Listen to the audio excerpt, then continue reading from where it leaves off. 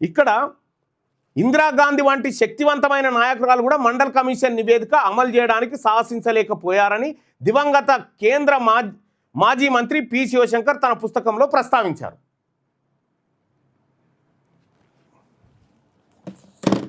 ఇదే మాజీ కేంద్ర మంత్రి పి శివశంకర్ రాసినటువంటి పుస్తకం.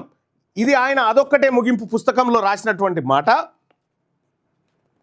ఇగో ఇందిరాగాంధీ అట శాసించలేకపోయిందట. ఇక్కడ జరిగిన వాస్తవం ఏంటో చూడండి. పేజీ నెంబర్ 233లో ఏ ఉపేక్షిత బలహీన వర్గాల సంక్షేమం కోసం నేను కొన్ని సంవత్సరాలుగా తప్పిస్తున్నానో ఆరాట పడుతున్నానో ఆ దిశగా ఇప్పటికీ మండల్ కమిషన్ నివేదిక అమలు కాబోతుంది అన్న ఆనందం నన్ను ఉక్కిరి బిక్కిరి చేసింది.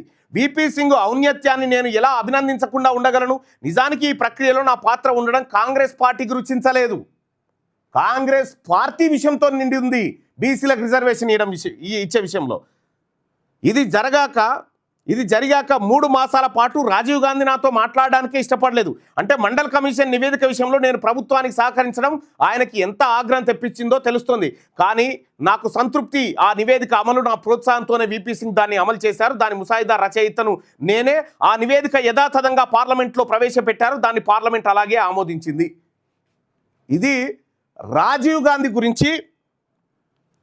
రాజీవ్ గాంధీ గారు ఈ నివేదిక అమలు చేసే సమయంలో ఆయన ప్రభుత్వం లేదా అమలు చేసేందుకు.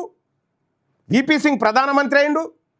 విపి సింగ్ గారు దీన్ని అమలు చేసిండు. పార్లమెంట్లో బిల్లు పెట్టి దీన్ని ఆమోదించిండు. ఆ బిల్లు పెట్టిన ఆయన, బిల్లు రాసిన ఆయన, బిల్లు నివేదిక రాసిన ఆయన పుంజాల శివశంకర్, మా బీసీ బిడ్డ. ఇక్కడ నీకు కనీస జ్ఞానం లేకుండా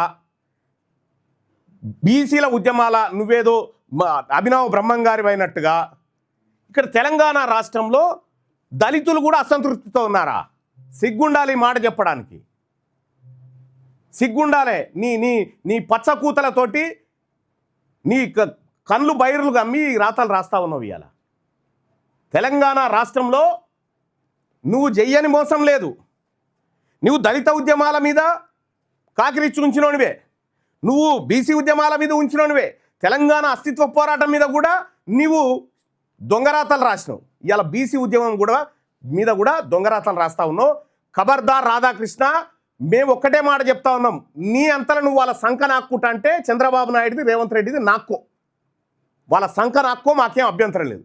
కానీ బీసీల ఉద్యమాన్ని దళితులు వ్యతిరేకిస్తున్నటువంటి దొంగ కూతలు, దొంగ రాతలు రాస్తే నీ పేపర్ను ఎక్కడికక్కడ తగలబెడతాం. తమాషా చేస్తున్నావా? మీ వ్యాపారం అభివృద్ధి కావాలని కోరుకుంటున్నారా? అయితే వెంటనే క్యూనస్ని సంప్రదించండి. Schools, colleges, banks, shops, office promotions, land promotions, political promotions, restaurant promotions, hospital promotions, పుట్టినరోజు వేడుకలు, శుభకార్యాలు, వ్యాపారాలు ఏవైనా, సందర్భం ఏదైనా ఇప్పుడే క్యూనస్ ద్వారా తెలియజేయండి. మీ వ్యాపారాన్ని అభివృద్ధి చేసుకోండి.